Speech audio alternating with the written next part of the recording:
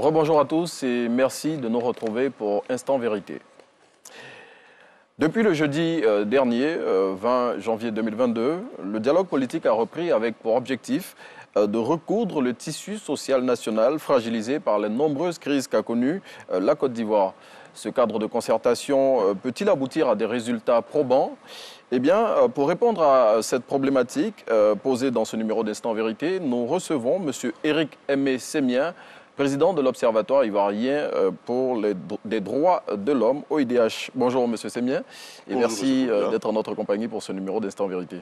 C'est moi qui vous remercie. Dites-nous, après plusieurs semaines de pause, le dialogue politique a effectivement repris le jeudi dernier. J'imagine que comme la plupart des Ivoiriens qui désiraient ardemment cette reprise, vous êtes satisfait?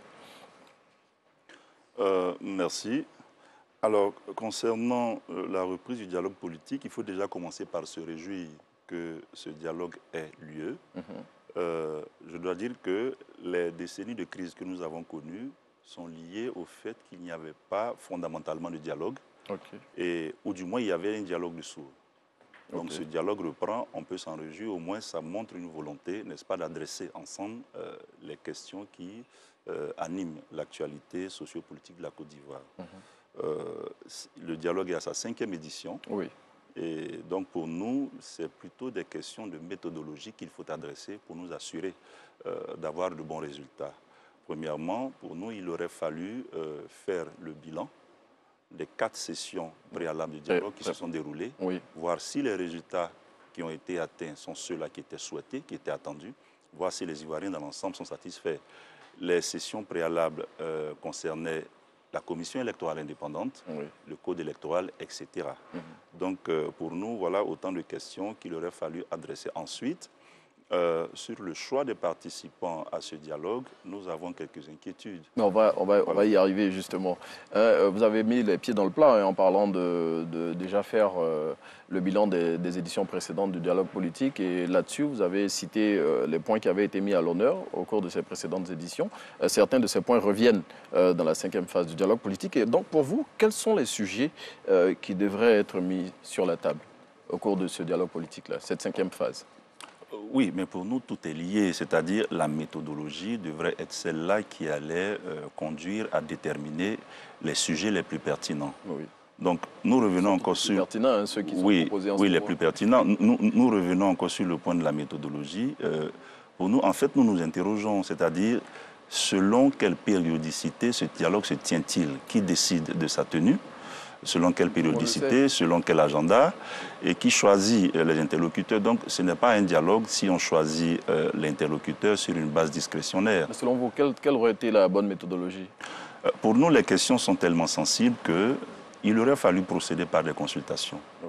Voilà, la Côte d'Ivoire a beaucoup de difficultés, le tissu social est mis à mal, ce n'est pas moi qui le dis, les thèmes de référence le disent. Il aurait fallu faire en sorte que tous les Ivoiriens puissent donner leur point de vue sur les sujets qui, de leur regard, paraissent être ceux-là qui sont les plus importants à traiter. Donc, tous les Ivoiriens, en procédant comment? Mais oui, il faut descendre au plus bas niveau. Qu'est-ce que pense la ménagère, que pense l'agriculteur, que pense... De façon pratique, M. Sémien. Oui, mais d'une façon pratique. Il faut mettre à contribution les collectivités territoriales, les élus locaux, les ONG, la chefferie traditionnelle, etc. C'est-à-dire une approche qui quitte du bas vers le haut, qu'on appelle en anglais une approche bottom-up. Alors, est-ce que réunir des acteurs politiques dans un dialogue, est-ce qu'il n'y a pas de risque, n'est-ce pas, que les questions à adresser ne soient que d'ordre éminemment politique? Regardez de vous-même les propositions qui sont faites. Les 80 et quelques propositions dans le thème de référence se regroupent, n'est-ce pas, en 5 catégories. Oui, en 5 thèmes. En 5 thèmes. Et dans les 5 thèmes, nous avons la commission électorale, le code électoral, la liste électorale. Voilà, tout tourne autour des élections et la réconciliation elle-même est reléguée au dernier point. Ça veut dire qu'on règle d'abord les questions électorales et on se réconcilie ensuite. Est-ce que ce n'est pas parce que les élections en Côte d'Ivoire sont devenues des facteurs de risque mais vraiment élevés que, voilà... Oui, les élections sont un problème, mais ce n'est pas le problème fondamental. Voilà. Pour nous, il y a problème parce que tout tient de la qualité de ceux qui participent, n'est-ce pas, à ce dialogue. quand on ne fait que convier des acteurs politiques à un dialogue, les questions qui sont soulevées ne seront que des questions de politique. Je vous prends au mot, en parlant de qualité des participants. Est-ce à dire, selon vous, que ceux qui y participent, je dis, au plan politique, on a des formations politiques majeures du pays. Au niveau des organisations de la société civile, on a des organisations qui comptent quand même. Non, en parlant de qualité, nous ne parlons pas en termes de capacité. Oui. Voilà, ce n'est pas parce que Mamadou Bineta n'est pas dans ce dialogue que ça voudra dire que ce dialogue n'est pas de qualité. Nous adressons la question... On a entendu de nombreux acteurs politiques et d'autres de la société civile. Bien sûr, c'est à regretter. C'est à regretter parce que de là d'où on vient, la Côte d'Ivoire ne peut pas se permettre d'avoir un dialogue politique qui ne tienne pas compte de certains acteurs. Il y a des leaders politiques qui sont hors du pays, d'autres attendent des passeports pour entrer. Ça, c'est des questions qu'il faut régler au passage. Il y a des organisations de la société civile qui n'ont pas été conviées, dont la mienne. Oui. Voilà. Je rappelle que vous êtes le président de l'Observatoire ivoirien des droits de l'homme, OIDH. Voilà, donc il faut faire en sorte que ceux qui ont une présence visible sur le terrain, qui travaillent réellement, puissent être, n'est-ce pas, ajoutés à ceux qui font déjà le travail au sein de ce dialogue. Mais on en revient toujours au point de la méthodologie. Les problèmes que la Côte d'Ivoire a, de notre point de vue, ne sont pas que d'ordre électoral. Oui. Voilà, il y a des questions sociales. Donc pour nous, ce dialogue-là ne doit pas être que politique. Il doit aussi être social, il doit être communautaire. Voilà. Au cours des dernières élections que nous avons vécues en 2020, il y a bel et bien eu une crise électorale. Oui. Les Ivoiriens se sont affrontés. Donc dans ces communautés-là, dans ces localités à l'intérieur du pays, les populations se regardent encore en chaîne de faïence. Le tissu social est brisé. Des gens qui vivent sur une même sphère, n'est-ce pas, ne se parlent pas, et la moindre petite étincelle, n'est-ce pas, va encore créer des violences, que ce soit à Dabou, à Gagnoa, à Daoukro, à Béoumi, etc. Alors, il y a des problèmes et il faut que ce dialogue-là descende vers les communautés. Ensuite, avec toutes les crises que nous avons connues, la question qu'il est à se poser est la suivante. Est-ce qu'aujourd'hui, on peut dire que mettre ensemble des acteurs politiques voudra dire qu'ils parlent au nom des Ivoiriens ? Voilà, il y a une certaine crise de confiance aujourd'hui qui fait que... de certaines masses. Oui, mais soyons quand même prudents. Certaines masses, certes, mais pas tout le monde. Il y a des Ivoiriens aujourd'hui qui sont tellement dessus de la politique, mais qui ne sont plus intéressés, n'est-ce pas, par l'activité des partis politiques. Donc, mais ceux-là également, leur voix compte. Leur voix compte et leurs préoccupations, je ne pense pas. Oui. Ceux qui sont dessus de la politique font partie de la société civile et les acteurs de la société civile qui sont là-bas, on peut dire qu'ils les représentent. Oui, mais je suis également d'accord avec ceux qui se sont exprimés pour dire qu'on ne comprend pas pourquoi est-ce que ce dialogue se fait par étapes avec les acteurs politiques, avec la société civile. On a l'impression qu'arrivé sur le volet société civile, le dialogue est un peu relégué au second plan, c'est-à-dire un dialogue de seconde zone. Est-ce que c'est pas l'impression? Et qu'en fait, c'est l'impression que j'ai. Oui. Et qu'en fait, le vrai dialogue, c'est entre acteurs politiques. La Côte d'Ivoire ne sera pas pour autant réconciliée parce que les acteurs politiques auront trouvé des accords coquins entre eux. Non, je suis désolé, l'actualité de la réconciliation ne doit pas forcément coïncider avec l'actualité des acteurs politiques. Ben, si je vous prends au mot, donc pour vous, il pourrait y avoir des blocages, certains. Et à quel niveau alors? Nous en revenons encore au point de la méthodologie. Voilà. Pour nous, c'est une question qui doit être débattue. Voilà. Si l'on s'en tient seulement au terme de référence et à l'agenda, en tout cas pour ce qui nous a été donné de voir, si on veut seulement régler des problèmes politiques, on va régler peut-être des problèmes entre acteurs. Donc, il y aura un certain apaisement, une certaine accalmie parce qu'ils seront contents. Demain, quand ils ne seront pas contents, on va encore faire un autre dialogue. C'est comme si le dialogue est fait pour contenter des acteurs politiques, c'est-à-dire faire un jeu de cartes, on contente des acteurs politiques. Mais et le peuple dans tout ça, c'est ça notre préoccupation. Nous estimons que le dialogue doit descendre à un niveau communautaire de base. Il doit être social, il doit être communautaire pour que les Ivoiriens puissent s'exprimer. On n'a pas cette culture-là des consultations populaires, je ne sais pas pourquoi. Vous vous souvenez que quand il s'agissait de mettre en place des mécanismes de justice transitionnelle, on n'a pas fait de consultation. Une commission dite dialogue, vérité, réconciliation aurait été un cadre, n'est-ce pas, idéal pour que tout le monde puisse s'exprimer. Elle a fait ce qu'elle a pu, elle a donné son rapport, qui n'a pas été publié in extenso. Bon, les recommandations, ça c'est une autre paire de manches.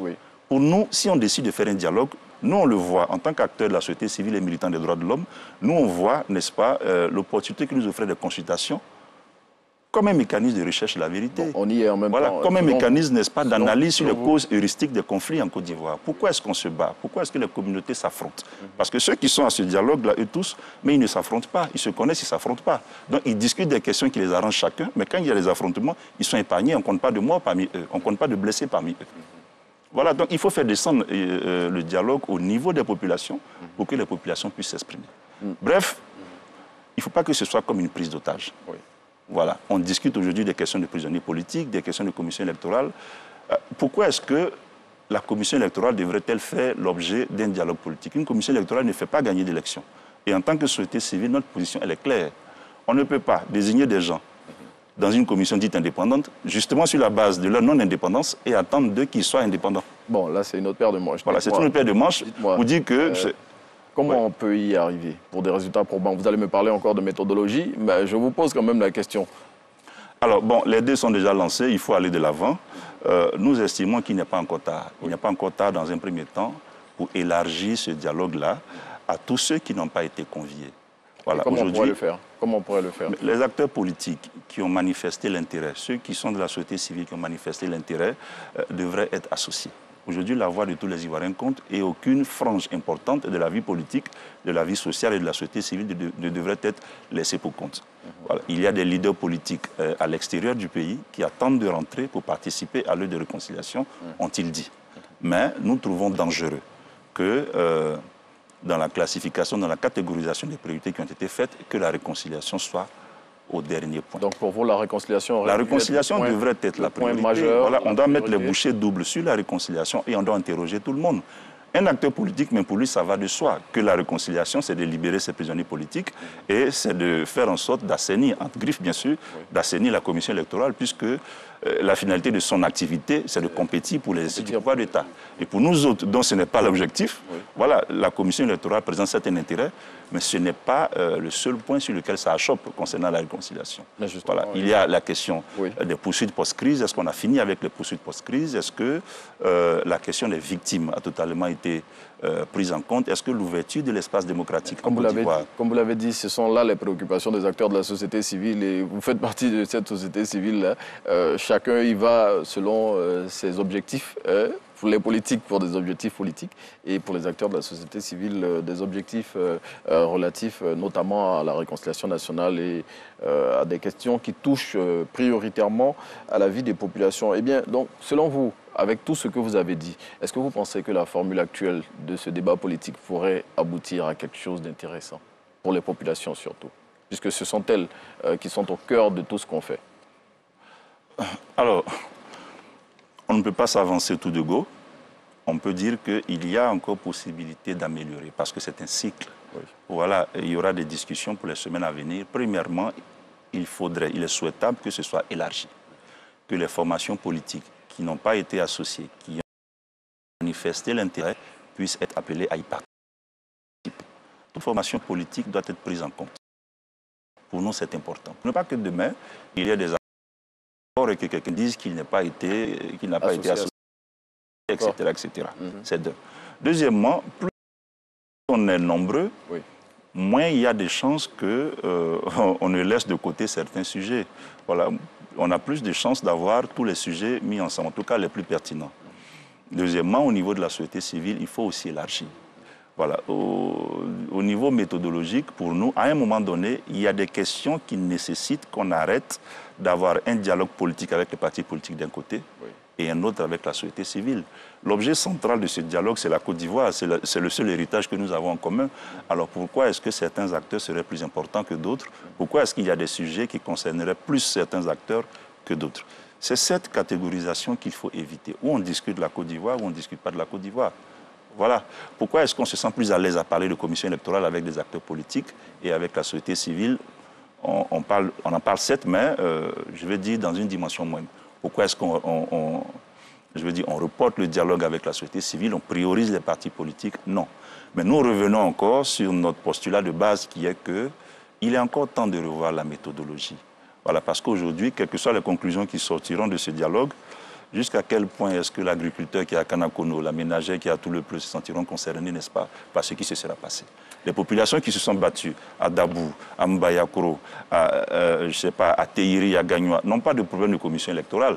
Voilà, elles ont des problèmes de terre, elles ont des problèmes de vécu quotidien, elles ont des problèmes de cherté de la vie, elles ont des problèmes d'accès à l'eau potable, elles ont des problèmes d'accès à l'éducation de base pour les enfants, elles ont des problèmes d'alimentation. Donc des problèmes concrets qui peuvent amener à un moment donné les populations à se soulever et à manifester leur mécontentement. En tout cas, c'est bien dit, la voix de tous les Ivoiriens compte et ce sont ces voix-là qui doivent toutes être entendues. Dixit Éric Aimé Sémien, je le rappelle, président de l'Observatoire ivoirien des droits de l'homme, juriste et analyste aussi, que nous avons eu plaisir à recevoir pour ce numéro d'Instant Vérité, pour lequel le thème était « Le dialogue politique peut-il aboutir à des résultats ?»